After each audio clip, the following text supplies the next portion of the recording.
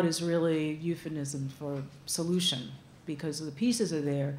It's a question of how to make it work better and how to provide that opportunity. And I think it's that integration that is really what the opportunity is.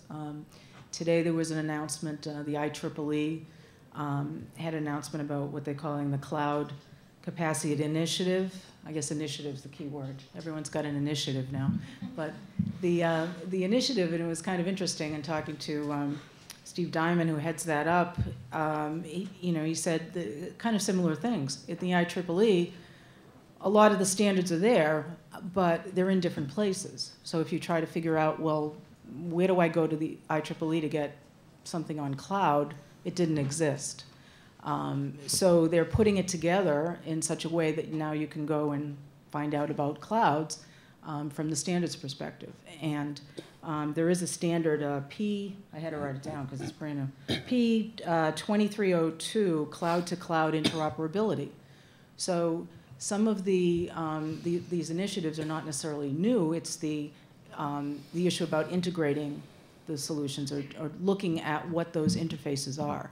And so I think, as we've talked about having the colo space, having the fiber, having the services, it's how do you integrate that? So when we look at that, and David brought it up, the requirements are different for different types of providers. So one question I have is just kind of the different priorities. Enterprises have different priorities than some of the carrier customers or cloud companies.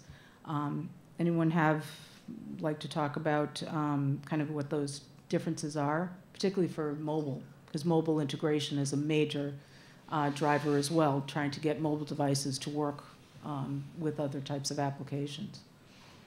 Anyone want to start on that? Yeah, we don't.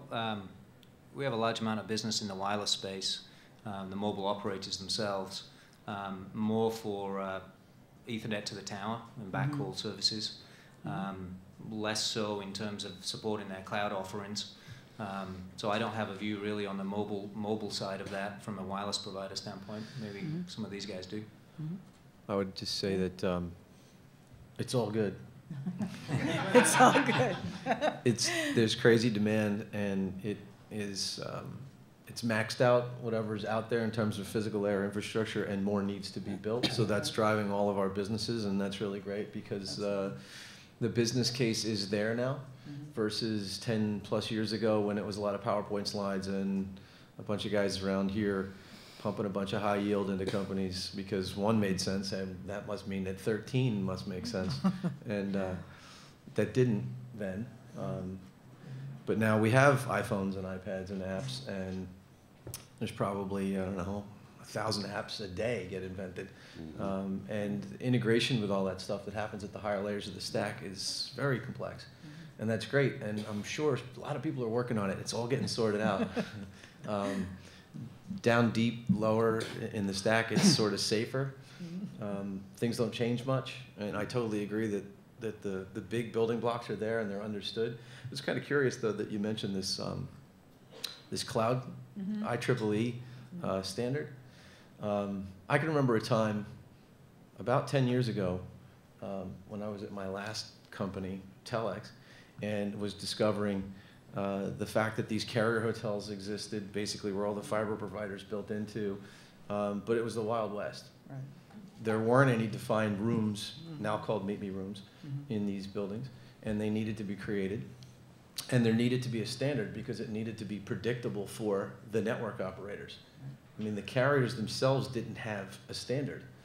I don't think the IEEE nor the FCC in this country still know what a Meet Me room is. I don't think it's officially defined. There are no rules, there are no tariffs, there's no oversight. They were created by independent companies like Telex, like Equinix, like CRG West, now CoreSite. We were all self-governed. We did the right thing because it was the right thing to do. I guess if someone wrote a book about the commonality between the major operators of carrier-neutral interconnection facilities in the US and world, they would find that there is a lot of similarity. Probably 3/4 of each business function in the same way. without any outside standards body having to write the standard, then for the companies to come fill in behind. So that's a curious thing about the physical layer that's different than what's happening at the application layer with the cloud, probably because of the vast majority of folks that can so easily write code. Right. And then they need to sort out how those different apps all fit, and there's just so many more at the higher layers than there are at the physical layer. But anyway, that's good for our businesses because it's relatively simple. Layer 1, layer 2, 3, max, right? Pretty much infrastructure guys around the table here. At the IEEE, hopefully there's no one from the IEEE in the room, but that's not going to fuel cloud growth and bandwidth growth. If anything, it'll slow it down. You know, flexible solutions, working with, you know, companies like the folks around the table here and the real kind of end users is what's going to drive that. Yeah. Right, and I would agree. I brought it up more for the concept that kind of everything exists. It's just that it's not in one place. Not that this is going to make a difference. There really is no standards are a suggestion usually. I mean, for most cases. I mean, I think the innovation comes in being able to create, and that's Ms. Hunter, as you just pointed out, the ability to build an app in days now. I mean, it's not years, it's days. And, you know, kids doing it in dorm rooms or, you know, it is so phenomenal and drives so much of what goes on. But clearly they don't care about your infrastructure. They're just going to write it and then worry about how much bandwidth it takes and how, you know, whether they hit their data cap, you know, in 2 days. So those are kinds of the things that I think the market will sort out. Well, I guess what I would say about that is, for all of us, fiber is fiber, but it isn't if it's not there. Right. So there's so many folks that talk. Like yesterday I was at Light Reading and they had this big presentation, and the guy that had AT&T Mobile got up and he was giving the whole spiel about Metro Ethernet and starts at the premise, well there's fiber and then Metro Ethernet and then we have, you know, VO, LTE and all this. It's like, whoa, stop.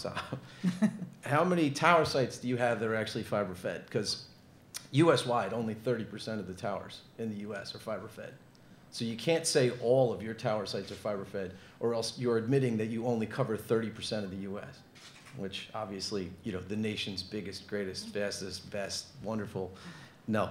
So you have to take fiber out and say, well, somebody's got to fill that 70% because LTE works optimally over fiber, and that's really what those folks want. Obviously, Zayo does a bang-up job of building new infrastructure all the time for the support of that. They all want Metro Ethernet services. So like you said, the people, and it's our job to make sure that all the people out there that are building apps don't have to ask what's behind the curtain. Right. We just need to make it work. And there's a long way from where we are to, you know, the synaptic level that everyone wants it at. So we've got a lot of years of building and a lot of growth ahead of us. There's a lot of places that need to get built out here and abroad. Right, and it all bubbles up to solutions, right, Ian? Yep. I mean, you've got the solutions there. So do you see any specific vertical markets that are driving some of the, you know, solution sales that you see? No, I think it's generally across the board. I mean, I think at least from the perspective of where we're at with Cisco UC, we're just at that kind of turning point where there's a real acceptance of moving that to the cloud. There's got to be reasons for it. Some of the reasons are that you've got a much more distributed population, whether it be within a corporate entity or not, and it's a lot easier to serve that population if it is distributed through a cloud-based policy environment. So, and the complexity and integration of UC sort of services are actually better served with common policy in a cloud or common infrastructure. So I think it's some of what Hunter's talking about, not necessarily the iPhone apps in this case, but the applications that are specific to vertical, to customize those UC solutions. That's what's going to drive that transition. My honest opinion is it's going to be less about TCO. I know that's kind of where you were coming from, but as far as the UC world is concerned, I think it's less about TCO, it's more about distribution of access to that policy environment, and the integration of complexity within that environment is actually what's going to drive that transition. And we're starting to see that. It's taken a while, but there is real momentum behind it. We're very serious about, being at the right point at the right time and following that curve. Mm-hmm.